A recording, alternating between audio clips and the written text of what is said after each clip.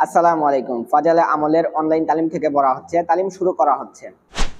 হযরত মুজাহিদ রহমতুল্লাহ আলাইহি বলেন, যে সমস্ত লোক নামাজের ওয়াক্তের ব্যাপারে সচেতন থাকে তাহাদের মধ্যে এমন বরকত হয় যেমন হযরত ইব্রাহিম আলাইহিস সালামের আওলাদগণের মধ্যে হইয়াছে।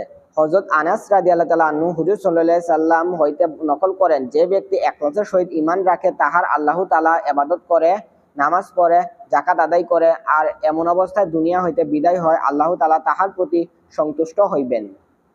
হযরত আনাস রাদিয়াল্লাহু তাআলা আনহু হুজুর সাল্লাল্লাহু আলাইহি সাল্লাম হইতে আল্লাহ তাআলা এই ইরশাদ নকল করেন যে, আমি কোনো এলাকায় আযাব নাজিল করার ইচ্ছা করিলে কিন্তু সেখানে এমন লোকদেরকে দেখিতে পাই যাহারা মসজিদ সমূহকে আবাদ করে, আল্লাহর ওয়াস্তে একে অপরকে মহব্বত করে, শেষ রাতে আল্লাহর নিকট ক্ষমা চায়, তখন আমি আযাব স্থগিত করিয়া দেই।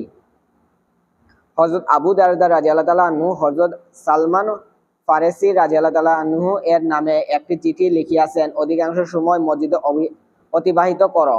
আমি হুজুর সাল্লাল্লাহু আলাইহি সাল্লামের নিকট শুনিয়াছি যে, মসজিদ মুত্তাকি লোকদের ঘর এবং আল্লাহ পাক এই কথা ওয়াদা করিয়াছেন যে, যে ব্যক্তি অধিকাংশ সময় মসজিদে কাটাইবে তাহার উপর রহমত নাজিল করিব, তাহাকে শান্তি দান করিব, কিয়ামতের দিন পুলসিরাতের রাস্তা আসান করিয়া দিব এবং আমার সন্তুষ্টি নসিব করিব।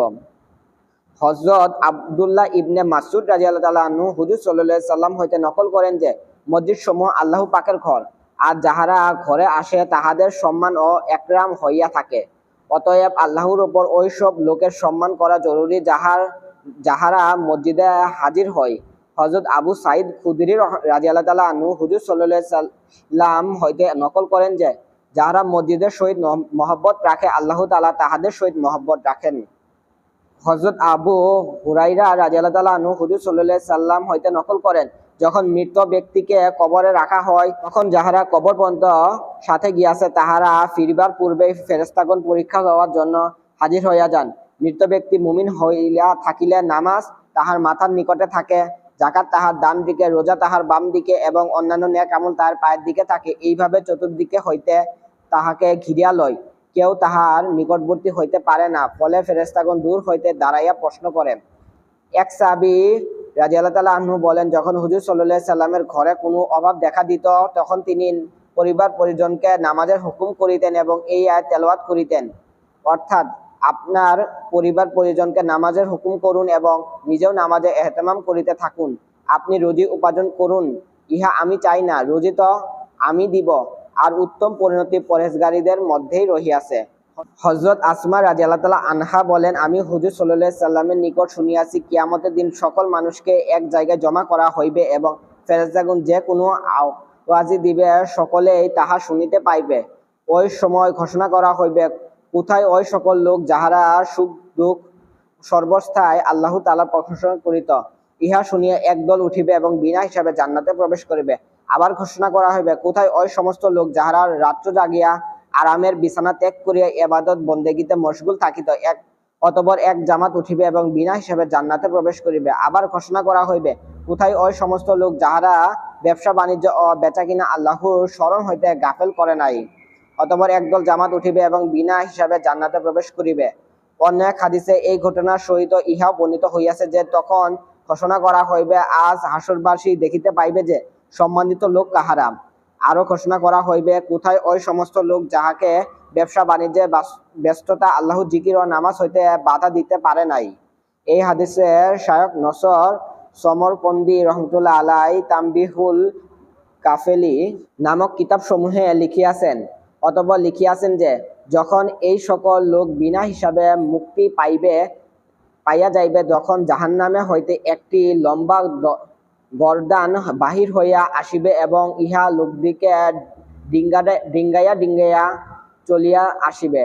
ইহা দুইটি উজ্জ্বল চক্ষু থাকিবে এবং তাহার ভাষা খুবই স্পষ্ট হইবে। সে বলিবে, আমি ওই সব লোকের উপর নিযুক্ত হইয়াছি যাহারা অহংকারী ও বদমেজাজি এবং সমবেত লোকদের মধ্য হইতে তাহাদিকে এমনভাবে বাছিয়া লইবে, যেমনভাবে পশু পক্ষী উহাদের খাদ্য বাছিয়া লয়, তাহাদিকে বাছিয়া জাহান্নামে নিক্ষেপ করিবে। অতঃপর এইরূপ দ্বিতীয় আবার বাহির হইয়া বলিতে যে, এইবার আমি ওই সমস্ত লোকের উপর নিযুক্ত হইয়াছি, যাহারা আল্লাহ তাআলা ও তাহার রাসূল সাল্লাল্লাহু আলাইহি সাল্লামকে কষ্ট দিয়াছে, তাহাদিকেও দল হইতে বাছিয়া লইয়া যাইবে।